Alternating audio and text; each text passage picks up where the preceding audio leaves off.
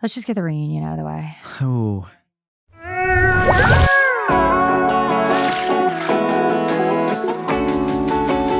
Welcome to Orange Country.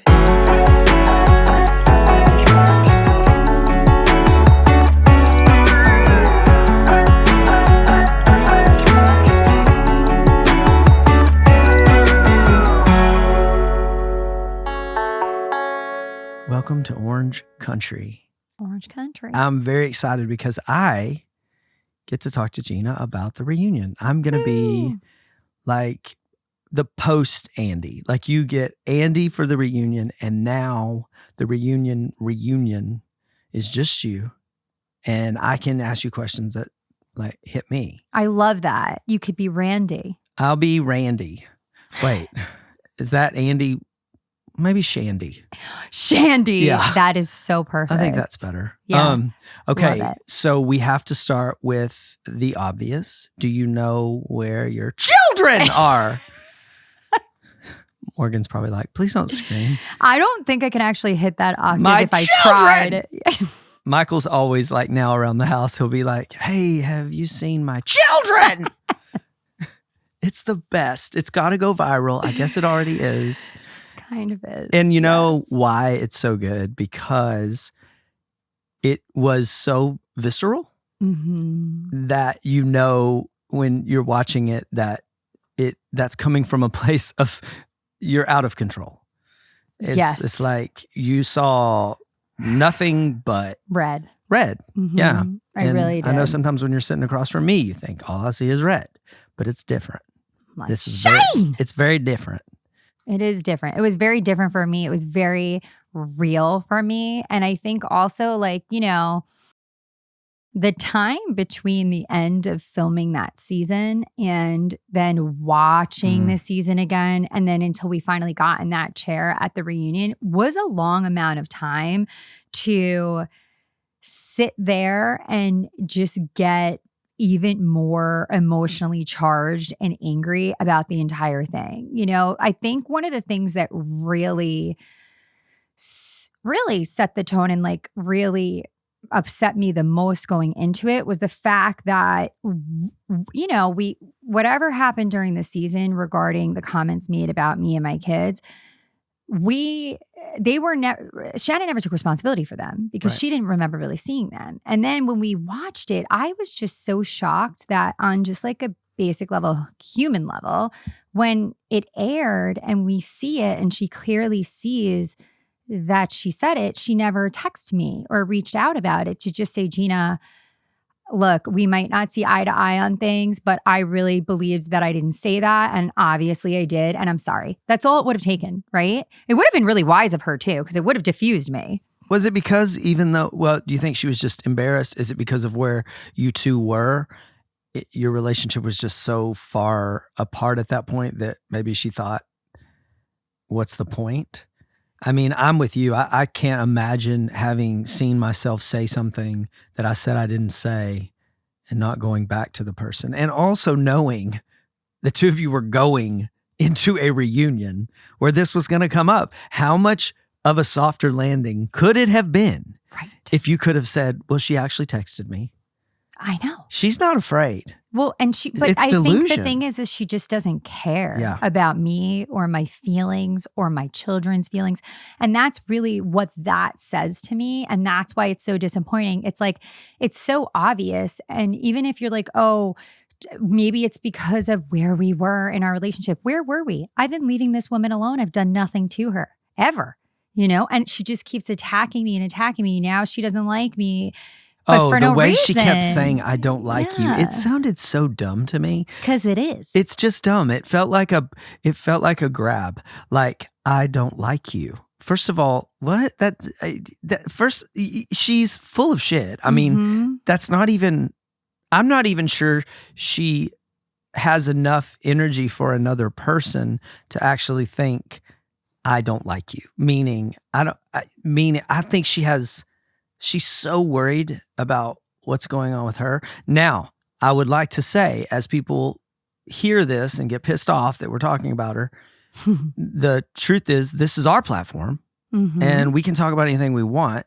Turn the channel, go to a different page, but don't. Or stay. Or tell all your friends to come over it. here because it made you mad. But but what I'm talking about, it was 10 days before the DUI. You have to look at this as a Hamble. Yeah, to that. Exactly.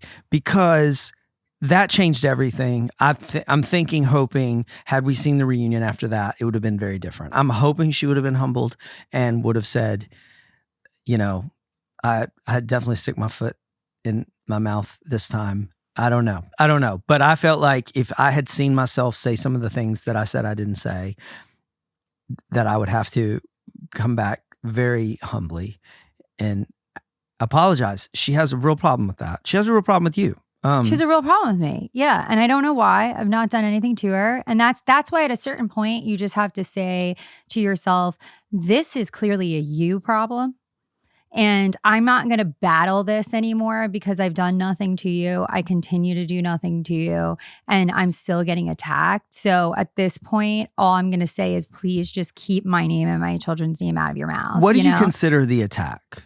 Well, I mean, first of all, she's just never kind to me, but like she is going out of her way to blame me for her people talking about her relationship. She's blaming me. And did she on the reunion, and I'm sorry to interrupt you because I can't remember, did she acknowledge you weren't the one?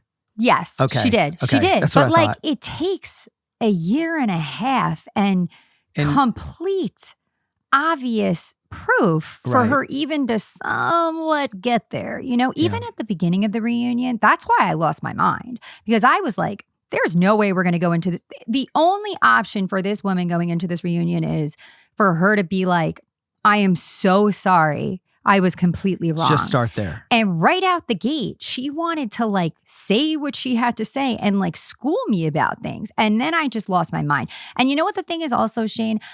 I'm going to say this. Even though now, yes, the circumstances have changed, I'm sympathetic to her situation. That does not mean that I will not still continue to defend myself, to talk about the truth of that situation, and to defend my children's honor. Like that's where I was at going into that reunion. I felt like I wasn't even no longer defending myself, but I was defending my children. This is no longer about me. I've taken these risks. I've made this decision to do this. If people want to crap on me every day, whatever, but my children do not deserve to be with their buddies at school or whatever and read something that is completely false that one of my coworkers had the audacity to put out there or one of their buddies or anything. That is so cruel. It crosses so many boundaries. And I feel like even her way of saying, you need to understand that's not what I meant by that. I don't care what you meant. Let's talk about what you said. And I think I have a big problem with people backpedaling off of the things that they say because they want to pretend like, well, the intention wasn't there. What I really meant was this. It doesn't matter. What you said, you said. The damage is done.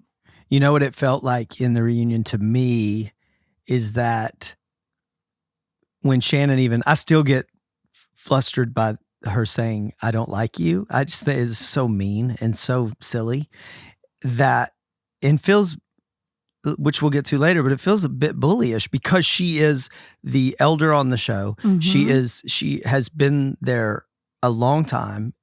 Although you have been there for 5 seasons, it still feels at times like you and Emily are still new. Yeah. And for her it felt like at the beginning of the reunion, she was expecting it to go differently. Because it's pretty ballsy and you think you have more of a stature to be able to say, I don't like you to someone who by the end of the reunion, and I can say this, was the winner.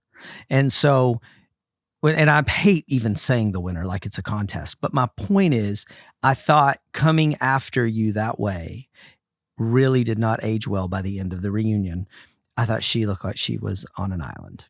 Because she wasn't, she put herself there. Like even throughout the reunion, like you see, I'm like a reasonable person, like where she's bringing up her feelings and her emotions, the things about her, having gone through her breakup or like not really knowing where she stands with John, I understand those things. I've been through bad breakups. I know what it's like to have to, go back and forth and not be sure. And honestly, just like I was sympathetic. Her kids are out of the house.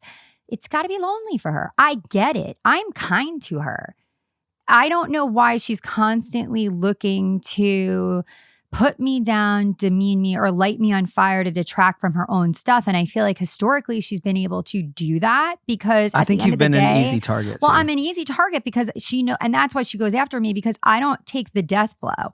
I could have lit her up and exposed her years ago, but I don't want to do that. And she knows that. You could have thrown a napkin at her face. I could have. Yes. I mean, that would have been an easy. Achoo.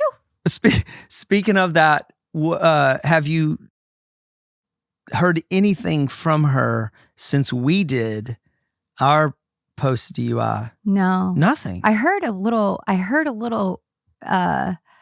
rumor though that she was mad at me.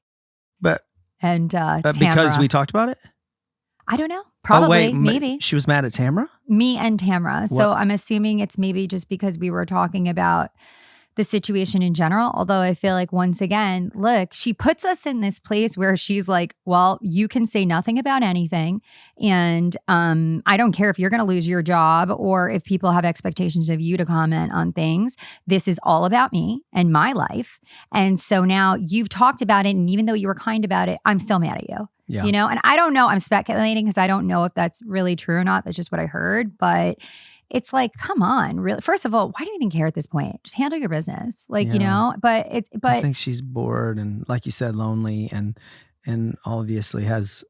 Yeah, she's been through a lot on the show. I mean, we all have. Yeah, absolutely. For some reason, that was the thing too in there that I didn't understand. It's like this. She really does have this viewpoint that she has shared more than other people on the show. She has gone through harder times. She said the first to go through whatever infidelity or whatever. So because you went through it before me, that makes mine less significant. But she was acting like that was on all franchises, which is not true. No. I mean, that's been an ongoing issue. Infidelity is a tale as old as time, people. Yeah, absolutely. Really well, is. Especially on these shows, because it does feel like there's been some crazy spotlight put on these marriages where all of a sudden, the heightened.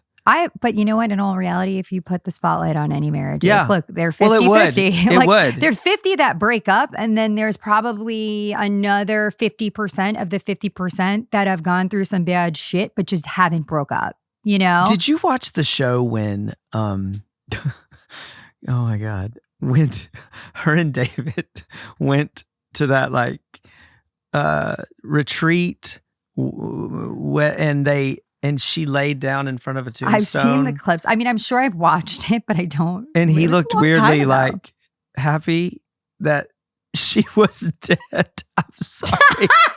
I know that's not true. That moment of what I just said cannot be taken out of context.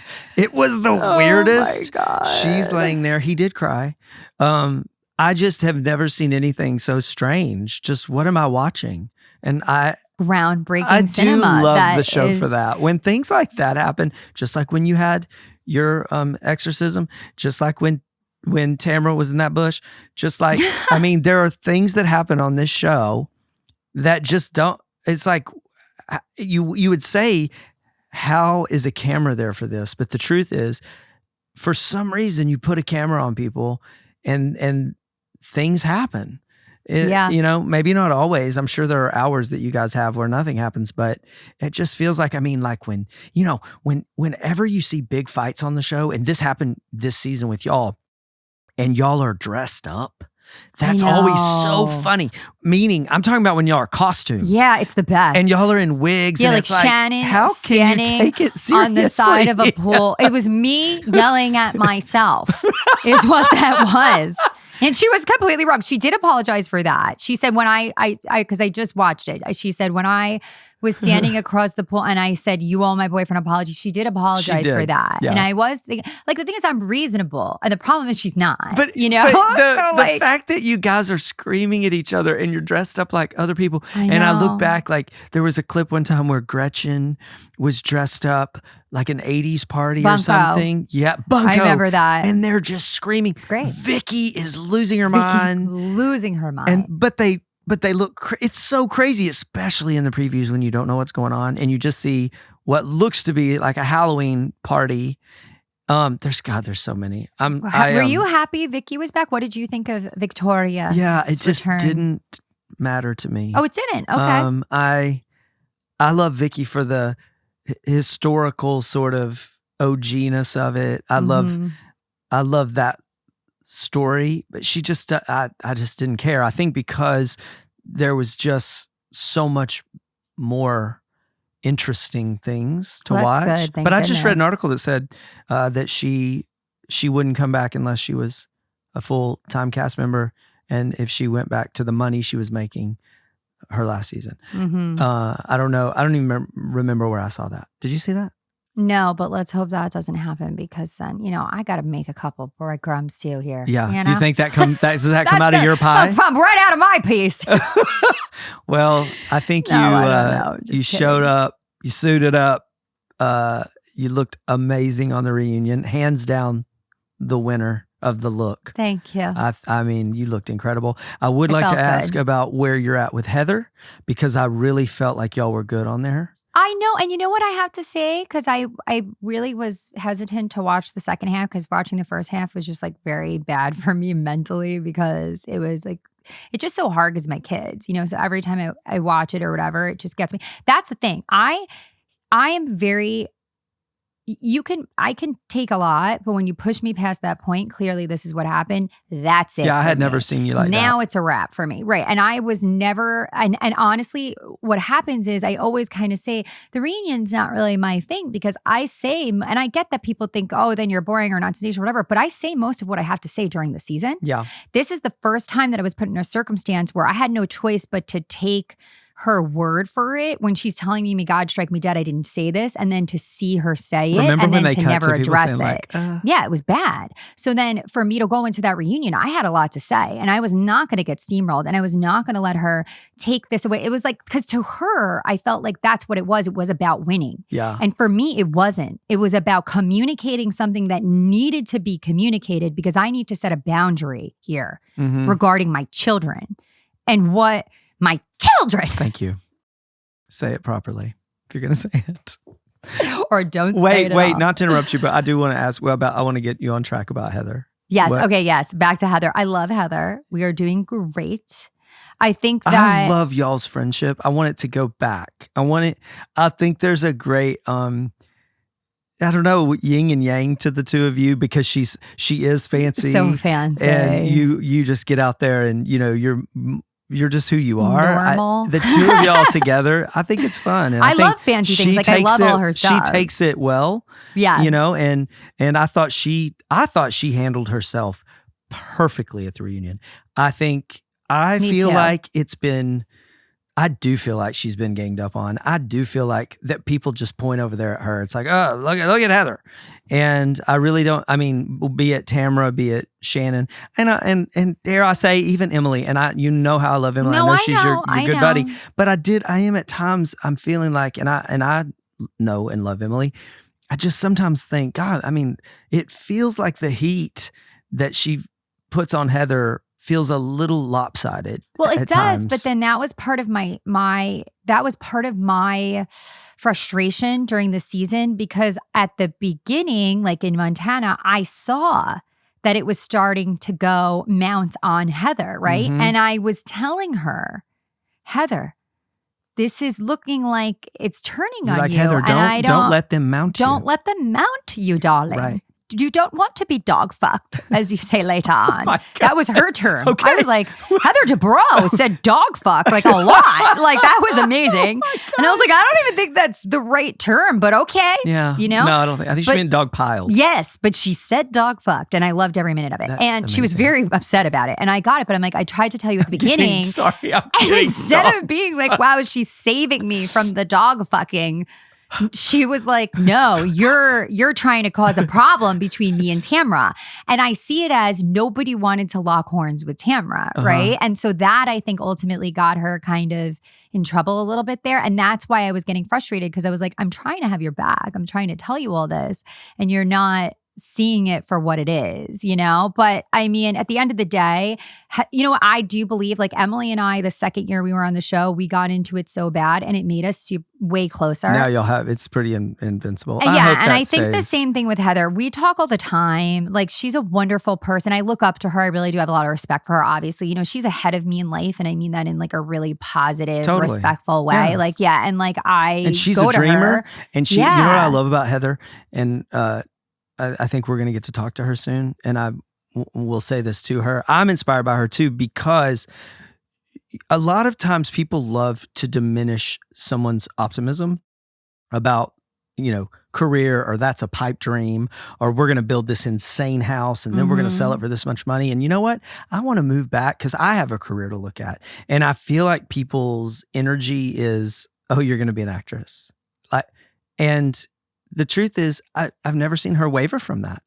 This is a dream she has. Right. She's chased it for a long time. She stopped to do some other things. Right. I don't know. I just appreciate her steadfastness in that. I really and she's respect like it. that with other people too. Like that's what I like about Heather. Yes, you're right. Even when people aren't being like the most supportive they can be, she still continues to like know who she is and, you know, fight for herself and her own dreams. But she also does that.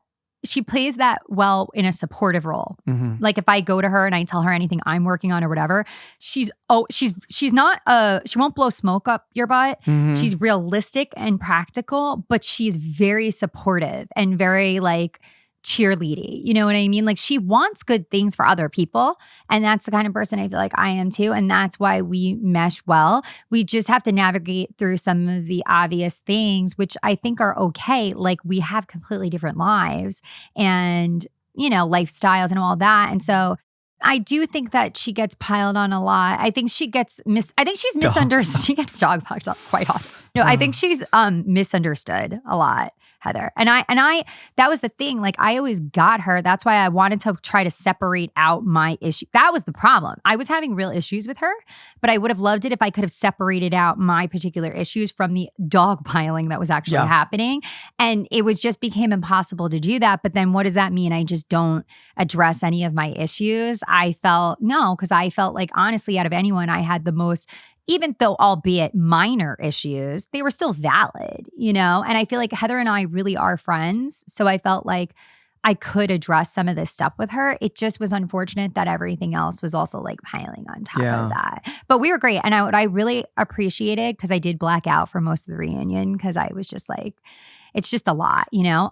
But watching it back, like after I got through that part with Shannon, and I was really upset. Yep. And she was like so kind. And like, she was really there for me, like even on the couch. And you could see it's not even during when the cameras are on, it was like when they're off. And she really understands what I'm going through there, like emotionally as a mom and a parent in general. And she really supported me through that. But didn't let me crumble in it. She also like made me kind of stay a little bit strong and just push through it and get on. And I really am thankful to her for that. That's where you see like Heather is my friend, you know, and I care about her.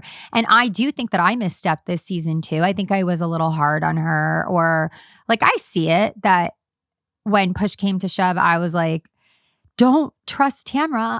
You heard her say these things. And then when Tamra told me something, I was like, why did you say this? I thought Tamra got out unscathed. Well, she did. And I think that's because of Shannon. Well, and that's the thing too. Like Shannon, like when you look back at it, even in this last reunion, like she was giving Heather so much crap for that comment that she made in Montana that she wasn't even at the table for about, oh, are you all in or all out? But then they played a flashback and Tamara literally said the same thing at the table. And it's like, why are you mad? You don't even consider Heather one of your closest friends and you're so mad at her. But then Tamara, who's supposed to be your best friend, just getting back your footing with her, you don't even care.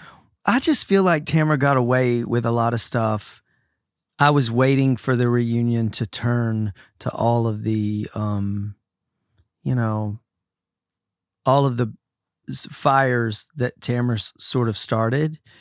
I thought she was relativly quiet. She played it well. She really did. And she even was kind of sitting so good at this. Down. Yeah. Like I noticed Shannon so tiny. was, yes. I'm so little. It felt like here. she was sort of like, don't put the camera on me. And I thought she really got away with the way she treated Jen. I wish I didn't have that side angle. My God. Like Tamara gets that like tiny little like in the crook of the chair. Oh, and you're in the middle. And I'm like, boom, here I am. You know what's funny that you said that? Because I was talking when I was watching you guys and Heather was on this side of you and Jen had those crazy shoulder pads on. Her arms were kind of covered. You did look bigger. I know. Not heavy. You just looked bigger than you are. Because basically large. It's funny that you said that. And it was the angle. Because I even was like, Heather must weigh 80 pounds. Right. If she looks that small. She actually kind of does though. Like, she's small. Yeah. But you're small. I mean, you're a very, you're tall, but you're very, I'm lean. Svelte. Leaner. But I do think that not to go on and on about this, but I do think that I don't know how Tamara got away with all the stuff that she did to Jen. I think Jen is just more of a passive person. Maybe it's because it was her first season. Yeah. But I see her out there now though, buzzing around on social media and like, commenting on things and she did kind of go at Tamara, I saw recently a little bit. When Tamara said, I really want to get to know Brian and it's like, you've done this 4 different times this season. It'd be a hard thing to trust. And I'm not talking about her. I'm saying if I was Jen, that would be a hard thing to believe. I know. And I think she's having a hard time with that. Yeah. And I think Ryan's having a hard time with that, and I get that. I just want to see this pic. I mean, I got to see what all the hubbub is about. Oh, the dick pic. Yeah. The flaccid dick pic. I just need to know. I'm going to try. I could try to get it. I mean, it seems like it wouldn't be hard. Maybe he'll send it to you. Accidentally. Okay. Well, speaking of and shifting a little bit to the way that these shows, this format, this platform, I should say, has put you in front of people and given people their own, they feel like they have the right to judge, to say whatever they want to you. People say, you put yourself on a reality show, so I can say whatever I want to you. Yeah. So the bullying concept, which we've talked about before, it's a word that gets thrown around a lot, but I feel like in society, the way bullying has become, it's funny that the timeliness of bullying in schools and in life has come to the forefront at the same time that reality shows have really taken over. Yeah. And I think that is because people can take shots at people because they say, well, you're putting yourself in front of me. Mm-hmm. So now I'm going to tell you what I really think. How does that happen for you? And do you notice, especially this season, even though most of your things happened in the past, it feels like you've it's been a shift. Yeah, a shift. It's been a shift. Yeah. And I think that like mostly I just don't pay attention to it, honestly. Like I didn't even really know that people didn't like me. Did you ever get bullied growing up in any way? Yeah. I mean, like in elementary school, those are the things that do stick with you, right? Because I know, I had this girl in elementary school, I had bangs, cut by my mom, bless her heart. Yep. And she would pick on me and she would call me Shaggy Dog. And was it a straight across? Yeah, it wasn't great. And they were a little longer. And it was because they were in your eye? So your mom just cut them? Yeah, my mom just, like all our moms when we were young would give us our own cuts. And I remember this girl would like call me Shaggy Dog and like always just make me feel kind of like left out. And there was like this other group of girls that were like, the cooler girls and whatever. And I, was just a little left out in elementary school. And then I started to play soccer. And that's where I found like my really good girlfriends that I'm still friends with to this day, So I think that when I found my clique, and I think that that's really important. And that's like a very common story for a lot of people is everybody experiences some level of like bullying, but then they find their group of friends and they're fine. But there's a lot of kids and people who just don't find that group of friends, and then they can't rebound from that bullying. I would imagine that stays with them for a long time, and it plays into your self-esteem and how you think about yourself, and then that defines who you are as an adult. Like it's got to be really hard to ever find that level of confidence that you need to just simply make it through this world without finding where you really fit in and feeling good about yourself. My girlfriends we were like classically, like even now we make fun of each other all the time, but like in a loving way. You know what I mean? Like it was never malicious or mean or unkind. Like we goof around on each other because we know like our stupid shit that we do and we call each other out for it. But it's like all out of love, And I feel like I don't feel like I've ever been truly bullied, So I had that growing up in a way that scared me for my own kids, just meaning you never want your kids to feel that marginalized or separate. And I there was a lot of stuff that happened in my childhood that sort of separated me, some good, some bad, meaning I used to sing and travel around singing and doing a lot of things that sort of puts I don't want to say a target, but it definitely makes people pay attention to you in a way that, most kids don't celebrate that in a small town in Texas where everybody's playing football. It's not hyper masculine. Yeah. And so definitely the word fag and then in 8th grade, there was this assembly where the whole school was gathered and I won some awards, multiple. Yeah, that never helps. No. And I got booed by the whole school. Oh my God, that's horrible. It was. And, I never talk about this because I've become friends with so many people that were at that time, I wouldn't say they were necessarily leading the pack, but they certainly weren't stopping. And later we became close and we're friends all these years later, very good friends. I see these people all the time, and I always get when they say, oh, when that happened, I just want you to know, I'm sorry for that. So I'm always like, oh my God, we were 12, we were 13, but it was awful. And I had to acknowledge it a few years ago in therapy and really acknowledge it and stop going, oh my God, I was a kid. Who cares? Who cares? Who cares? Because what happened was in everything I was doing, in every, arena, I was that kid walking up on stage getting booed. And I did it over and over and over. That day, I had to walk up on that stage 5 or 6 times. No teacher stepped in. That's terrible. They just let it happen. And I what ultimately really helped me with it was I had this therapist who took me through and had me sort of reenacted in my mind and talk about when it was happening. But this time, instead of just hearing the boos and the people making fun of me, they had me turn around and look out at the kids. And it, for some reason, knowing where I grew up and how hard a lot of those people's lives were, it really turned it for me because they were all coming from places where they were just trying to lash out because of whatever their lives were. And yeah, a lot of people followed, but I'm talking about the ones that really went for me.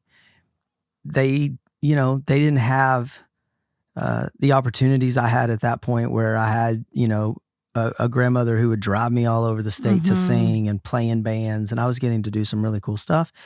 And so and I don't know what their parents, this was a town where most parents had 3 jobs and were barely hanging on, and we didn't have much, but we had more. Yeah. And so I think that I was able to really realize, but with that said, you send your kids to school every day, and every time my kids get in the car, I just have this deep fear that like somebody's going to use the word faggot or somebody. I mean, that's no, but I you get know? that's so normal. I mean, that is part of my fear as well from the show, you know, is that they're a target because either their parents don't like it and most of them, they maybe don't even know about it or whatever, but or the kids become jealous because if my kids are like get more attention or whatever because of it, that puts a target on their back, totally. and then it's so, the instinct at times is to then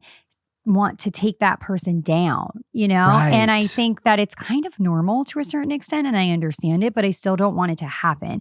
And like when it's me, I can tolerate it because I can put it in its proper place and just not care about it or whatever. If just say, well, they're still talking about me, so it's okay. This year, fortunately, everybody, I feel like this year, and especially through the reunion, people got to see more of who I am. And that's what they want. And I think you are so good at keeping your cool.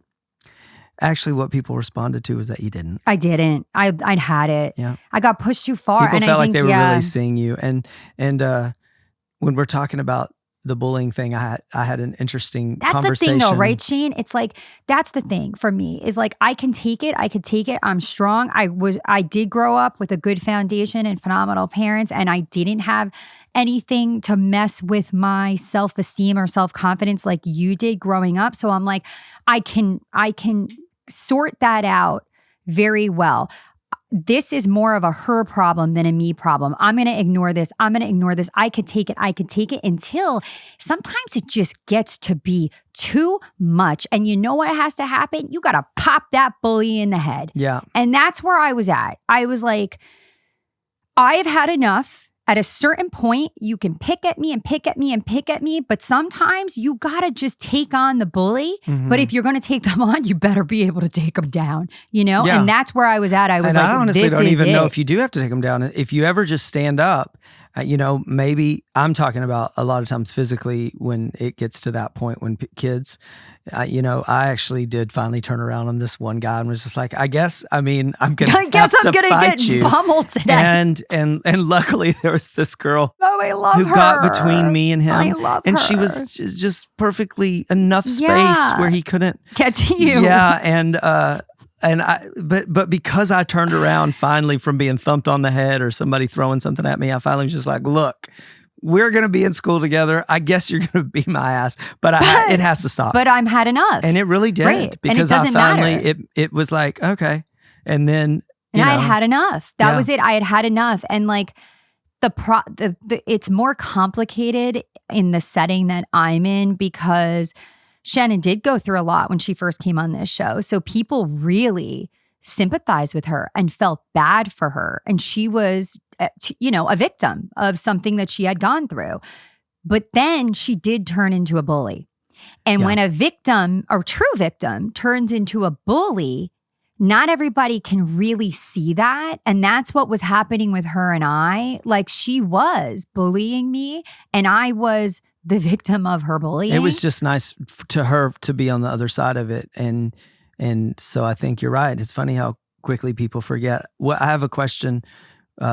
Do you, as a parent, would you rather have a bully or someone who was bullied? If you had to choose. I would rather my kids be bullied. Yeah. Every day of the week. If my kid is the bully, we talk about it a lot in my household. Mm-hmm. We talk about it a lot, about what it is to be a kind person. Even the situation, my kid got, Nicholas, bless his little heart, this was a couple years ago, got into a situation at school because there was a kid getting picked on and he stood up for the kid and he got headbutted. Oh, and I was goodness, he stood up for him. Good for you, man. Yeah, because we talk about that and like what to do in those circumstances and what it means to, it's not enough sometimes even just not to be the bully. It's you have to what is be it? the Silence person. Is being an accomplice at times. Yes, it really is. And like that's where we're at. If we were able to get it to the point where we're like, well, you're not the bully, that's good enough, then it's time to push it past there, right? Because it's not enough sometimes. And I encourage my kids, if there is a kid, I talk to them about, because sometimes they'll come home and they'll be like, this kid, like he was very weird or he's very angry or and I talked to them like, you know what? Usually when kids are angry or they are lashing out or whatever, that's because something is going on or they're hurt or something's going on at home that we don't know about. You know, maybe sometimes those kids just need you to say, hey man, do you want to come hang out with us? You want to come play kickball with us, or dodgeball, whatever the hell you're doing on the schoolyard? You know, you want to come sit with me at lunch? Honestly, a lot of the time, they're just looking for a friend, but they've already been identified as like the one on the outs or the weird kid. And so now the only way they have to get attention is to lash out or whatever, or who knows what's going on at home. And then they're repeating behavior that they're having what's going on at home. And I'm trying to get my kids to understand the bigger picture with things like that, to not be afraid to ask questions. You know, if there's somebody that they see that is handicapped or something like that, like they're just a normal person, but there's something there, you know? And I feel like it's okay as a child to be inquisitive and ask questions and be curious, you know? Just all it of is. those I things love are important. I love the encouraging them to be inquisitive. I think that's really important because I do think even as adults, or I'll speak for myself, when someone is physically different, or I want to shrink, whereas I'm getting better about approaching someone, and as I see them struggling to get out of a wheelchair and get in their car, I will say, hey, can I help you with that? Because I always felt like that might be a slight, or that somebody would be like, embarrassed, I've got it. maybe. But the truth is, most of the time people are like, if they do got it, they're like, happy you asked. Yeah. And if they don't got it, they're really happy you asked. Yeah. You know, so totally. But that's good that you even, you know, I mean, not always is everything the most comfortable circumstance, but it's like push through uncomfortable situations. And that's the same for everybody, right? So to push through those things and to try and see the other side of it, the other person's point of view and perspective. Like, I just think like offering help is never a bad thing. It's funny how I've done this a few times. I'm very good at parallel parking. This is like one of my you could be a hidden talents. I could. And I've seen people get flustered trying to parallel park. It's a very intimidating thing for people. It's super embarrassing if you fuck it up. Oh, and everybody's watching. So I've multiple times, but this just happened a few days ago, so I'm thinking of it. I walked up to the window and I just said, this is going to sound crazy, but I'm great at this. Can I just do it for you? And you cannot imagine the elation on this woman's face. That. She gave me some Reese's peanut butter cups. Aww. She said, this is all I have to give you. I love her. And what's real great is I nailed it. I mean, I just right in there. And she was like, what are you? Rode the curb with her. Oh, I know. Hubcaps. I thought, boy, I better really nail it. But anyway. It's a lot of pressure. Well, thanks for going into the reunion with me. This is something that I know a lot of people will be interested in knowing, sort of the aftermath of the aftermath, because that's what the reunion is. So thanks for going there. I hope somebody heard something that also they can relate to, and that they might be able to take into the, from the reality world into the real world, because I do think those are lessons that you have a lot of insight on. So thank you, Gina. I almost feel like today you were a guest. I was a guest on this podcast. And probably said too much. No, you never could. You never could. All right. Bye. Adios.